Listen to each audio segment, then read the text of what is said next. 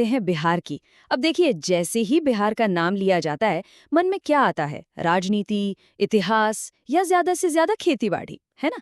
पर जरा सोचिए, अगर ये कहा जाए कि बिहार की जमीन के नीचे एक ऐसी कहानी दबी है जो इसकी पूरी की पूरी पहचान ही बदल सकती है, तो आज हम सब मिलकर बिहार के उन्हीं छिपे हुए, उन्हीं अनसुने प्राकृतिक खजानों की गहराई में उतरेंगे।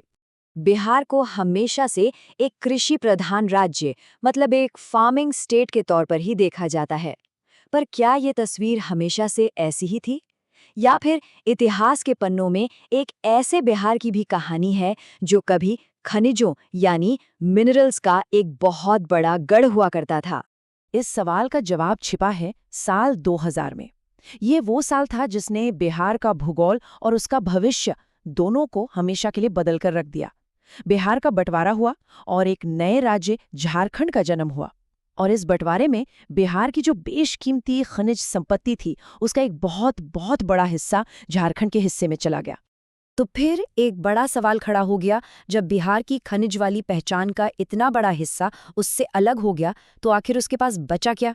अब राज्य की इकोनॉमी, उसकी अर्थव्यवस्था की नींव किस चीज पर टिकी थी? ये कहानी बंटवारे की ही है। तो चलिए सबसे पहले देखते हैं कि इस विभाजन ने बिहार के रिसोर्स मैप को आखिर कैसे बदला। यहाँ दो बिल्कुल अलग अलग दौर की कहानी दिख रही है। एक तरफ है साल 2000 से पहले का बिहार, जो भारत के टॉप मिनरल प्रोड्यूसर्स में से एक था, और दूसरी तरफ है 2000 के बाद का बिहार, जिसकी पहचान अब उसकी खदानें नहीं बल्कि उसके हरे भरे दूर दूर तक फैले मैदान बन गए थे। लेकिन कहानी यहाँ खत्म नहीं होती। असल में यहीं से एक नया मोड़ लेती है। बंटवारे के बाद बिहार ने अपनी सबसे बड़ी और कभी न खत्म होने वाली ताकत को पहचाना, और वो थे उसके उपजाऊ मैदान, जो सदियों से इस धरती का पेट भरते आए हैं। बिहार की असली ताकत है गंगा के मैदानों की ये उपजाऊ जलोढ़ मिट्टी।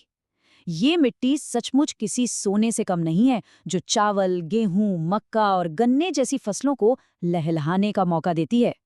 और इन खेतों की प्यास बुझाने के लिए यहाँ पर नदियों का एक बहुत बड़ा जाल बिछा हुआ है। ये हैं बिहार की जीवन रेखाएं, गंगा, सोन, गंडक और कोसी।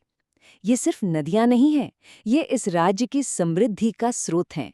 ये न केवल खेतों की सिंचाई करती हैं, बल्कि मछली पालन और हाइड्रो पावर के जरिए लाखों लोगों को रोजगार भी देती हैं। लेकिन अगर किसी को लगता है कि बिहार की कहानी सिर्फ खेतों और नदियों तक ही सीमित है, तो वो गलत है। अब कहानी में आता है एक बहुत ही दिलचस्प मोड़। बिहार के पास कुछ छिपे हुए खजाने भी हैं। ज्यादातर लोग यही मानते हैं कि बंटवारे के बाद बिहार के पास कोई खनिज बचा ही नहीं, लेकिन ये आधा सच है। सच्चाई ये है कि बिहार के पास एक ऐसा जरूरी इंडस्ट्रियल मिनरल है जिस पर उसकी लगभग मोनोपोली है, मतलब एक छत्र राज है, और ये कई बड़ी इंडस्ट्रीज की रीढ़ की हड्डी है। इस कीमती खनिज का नाम है पायराइट। आसान भाषा में समझें तो ये लोहे का एक सल्फाइड है, जिससे सल्फ्यूरिक एसिड बनता है।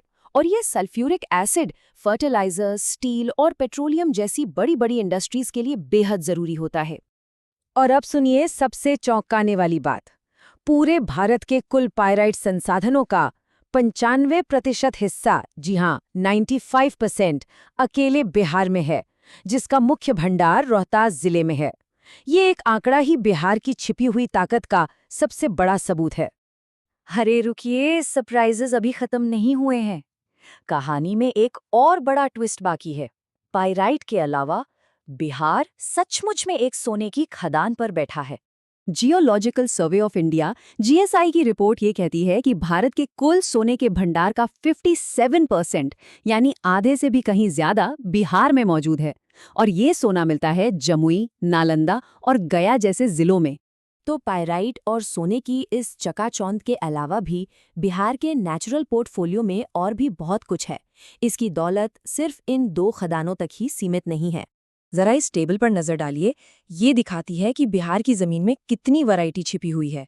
सीमेंट इंडस्ट्री की जान चूना पत्थर से लेकर इलेक्ट्रॉनिक्स में इस्तेमाल होने वाले अभ्रक यानी माइका तक, यहाँ सब कुछ है। एल्यूमिनियम के लिए बॉक्साइट और हमारे मॉडर्न गैजेट्स के लिए क्वार्ट्स भी यहाँ पाया जाता है। ये तस्वीर और भी साफ कर देती है कि मिनरल्स तो बिहार की कहानी का बस एक चैप्टर है।